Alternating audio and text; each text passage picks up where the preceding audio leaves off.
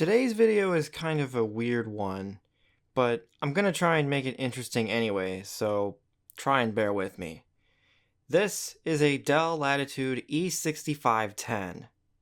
I got this thing for 20 bucks and I don't really know a whole lot about it. So today, we're gonna be testing it, seeing if it works and seeing if it's any good.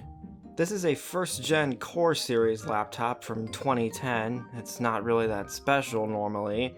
In fact, I already have a better version of this laptop in the Dell E6530, which is my existing workbench laptop. But I figured maybe this one would still be kind of interesting, especially because while I don't know much about the specs, the case itself appears to be in, well, immaculate condition. I've never seen a computer like this that's in such good condition for being so old.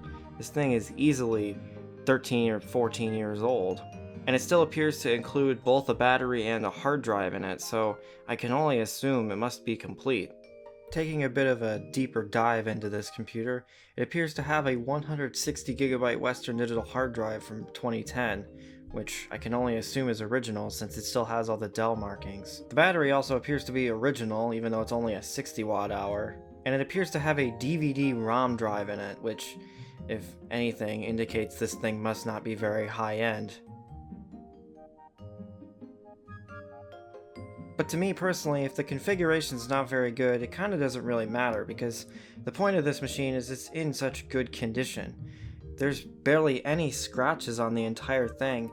It's slightly dirty, so it will still need a bit of a wipe down, but the palm rest, keys, and trackpad appear to have entirely no wear, and the display appears to be perfect, with not even any scratches in it. The lid has a few small marks and some residue from previous stickers, but nothing that can't be cleaned. I'm just impressed, frankly. So without further ado, let's move the old first-gen piece of trash out of the way and test the new first-gen piece of trash. Unfortunately, since this laptop doesn't have a native HDMI port, I can't plug it into my capture card since I don't have the proper adapters.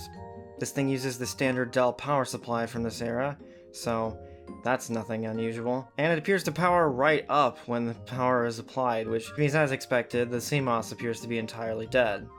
But the machine's alive, so that's something. Taking a look at the system information, the first thing I noticed straight away is that the BIOS is version A01 from 2010, so this thing must have been a very early E6510.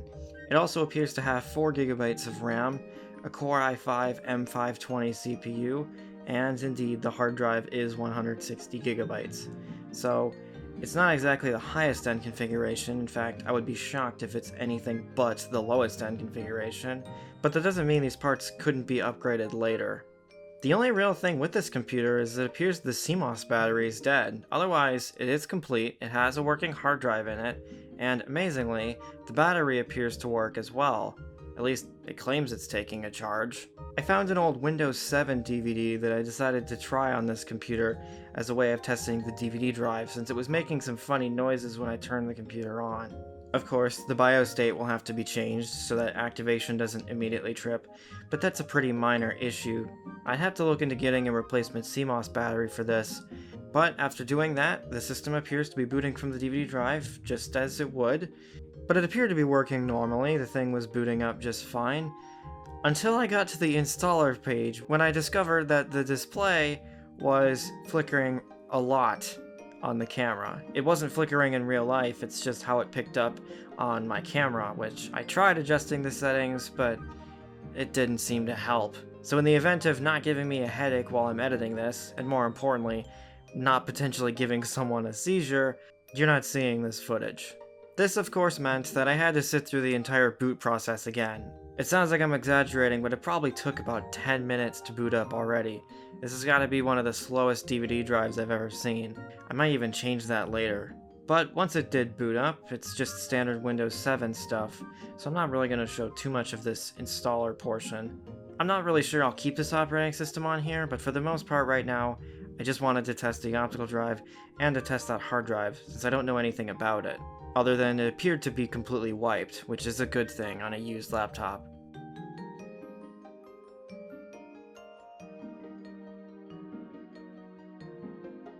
As I had hoped, the installer appeared to be functioning completely normally. There appeared to be no immediately obvious problems.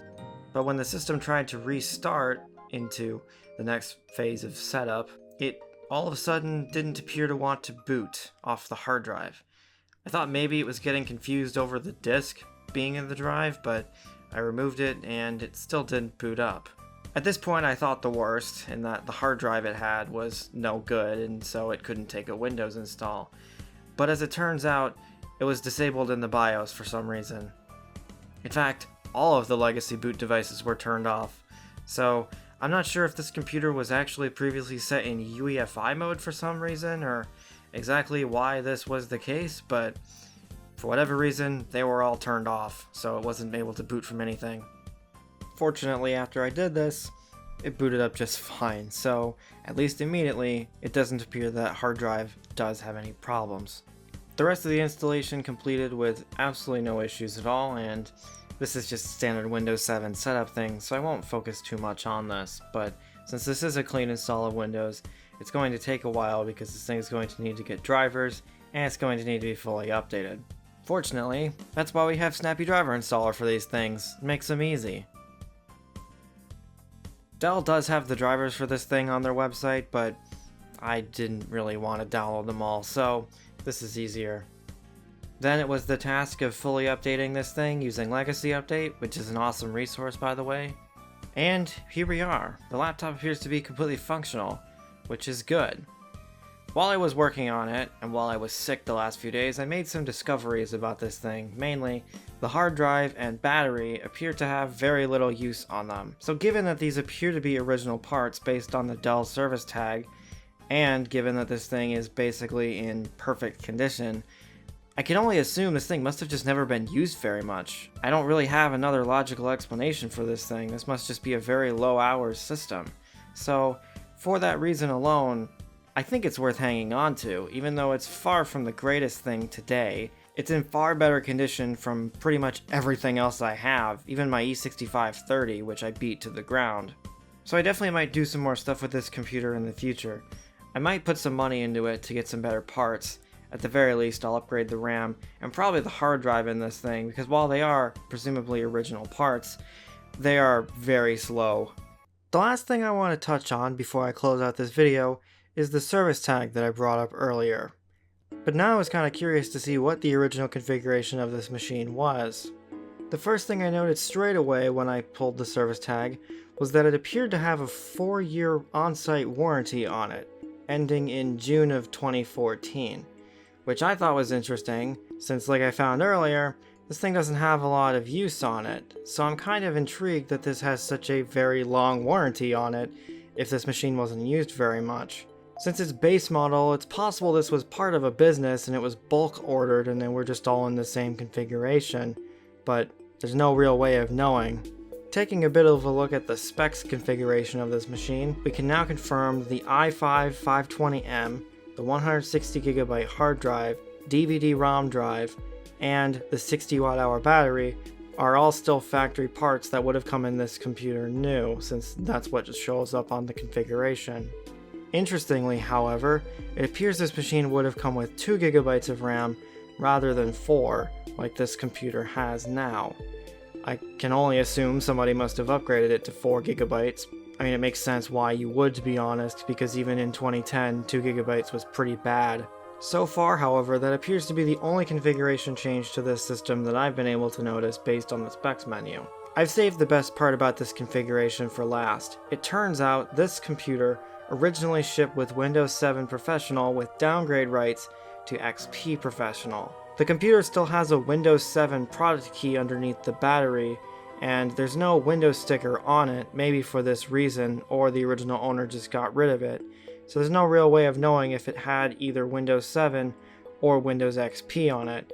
But it might explain why this system has such a low-end configuration to it. If it's just going to be a Windows XP computer, then just an i5 and 2GB of RAM is probably fine, realistically, especially if you're using 32-bit Windows XP, which there's no mention of it being 64-bit, so I would only assume. I suppose there's also a chance, if this thing did have XP on it, that it was dumped after the warranty ended in 2014, since Windows XP support also ended in 2014, but again, I guess there's no real way to know. So in conclusion, holy crap, what a find. Like I said earlier, I don't know what's going to end up with this computer, but I figure either way, I'm going to hang on to it just because it's so unique, just because of the circumstances, not even because the model's unique. I mean, it's just an E6510. For now, I'm going to leave this thing as it is, parts-wise. I already tried to upgrade it to 8GB of RAM after I recorded most of the video, but while it posted, it didn't boot up Windows at all with it, so it probably doesn't really like 1333 MHz RAM very much. So I might need to find a 1067 MHz kit, but again, project for another day. And maybe I would upgrade this processor in it to something better, and maybe if I'm really feeling lucky, I'd even track down an NVIDIA motherboard for this thing so it can have a graphics card if I want to go the extra mile, but that's going to be a project that's not going to happen anytime soon.